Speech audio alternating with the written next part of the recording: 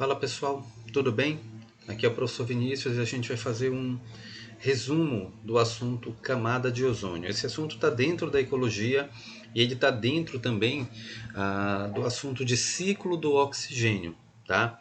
O ciclo que o oxigênio faz entre o ambiente físico, o mundo físico dos agentes que não são vivos, tá? Água, rocha e no mundo dos seres vivos, tudo bem?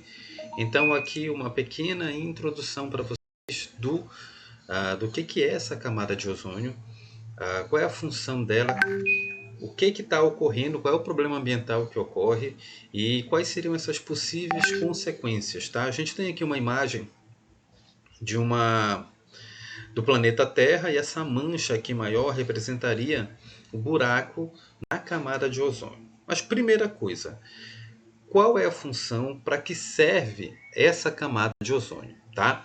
Ela filtra o excesso de radiação ultravioleta que atinge a Terra, são os raios UV. Dá uma olhada nessa imagem que está aparecendo aí para você. E nessa imagem a gente consegue perceber o seguinte: nós temos aqui radiações, a radiação a UVA, a UVB e a UVC. A camada de ozônio que está representada aqui por essa espécie de cobertura envolvendo a Terra, ela protege contra os raios UVC e UVB uma proteção muito grande. Tá? Olha, 100% e 95%.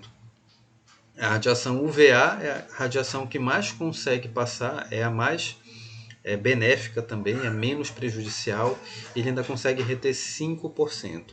Qual é a importância disso? A importância é porque o excesso de radiação ultravioleta ele poderia ser danoso para os seres vivos, uma vez que a radiação pode alterar o DNA e isso provocaria modificação no código genético dos seres vivos e resultaria em alguns problemas. Então a camada de ozônio ela é fundamental para manter e proteger a vida aqui na Terra.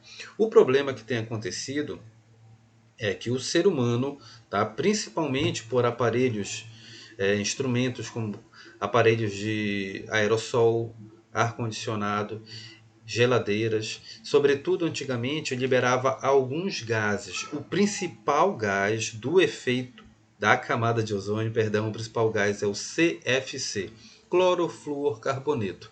Tem o HCFC, que é o hidroclorofluorcarboneto, ele tem mais o hidrogênio. Esses gases eles eram utilizados como estabilizadores, eles eram utilizados nos aerossóis, nos ar-condicionados, nas geladeiras, nos aquecedores. E eles eram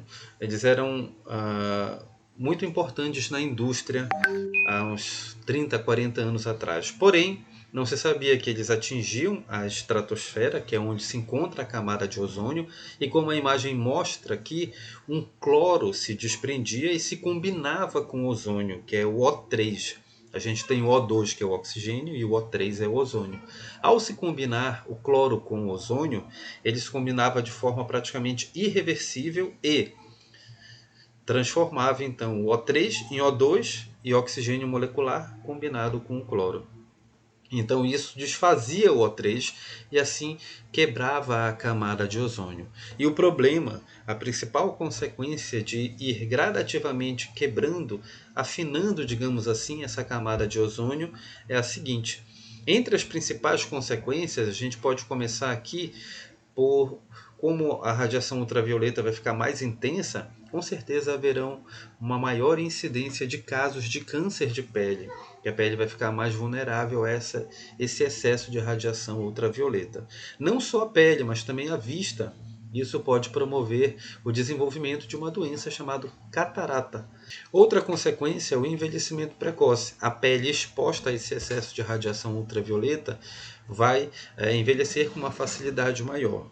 Tá? E uma consequência grave também é a extinção de espécies sensíveis. Eu coloquei como exemplo aqui essa ranzinha, porque esses animais eles respiram pela pele. Consequentemente, com a radiação ultravioleta mais intensa, isso vai tornar o ambiente mais seco e eles vão sofrer com esse ambiente mais seco e provavelmente podem entrar em extinção, como algumas espécies já entraram em extinção em algumas regiões equatoriais do planeta.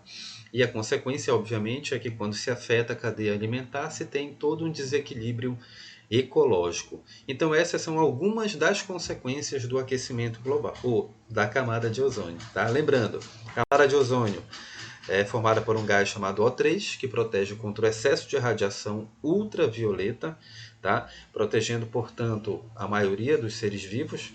E o principal problema é que o ser humano liberou um gás chamado CFC, que destruiu uma parte da camada de ozônio, promovendo essas consequências que eu acabei de falar. Mas a boa notícia é que, por várias legislações e também por consciência ambiental, governos e pessoas começaram a eliminar e produzir menos esse CFC. E está se percebendo que a camada de ozônio está conseguindo se reestabelecer. Obviamente não como era antes, mas ela já consegue dar passos de um reestabelecimento. Isso é uma boa notícia porque assim essas consequências são diminuídas.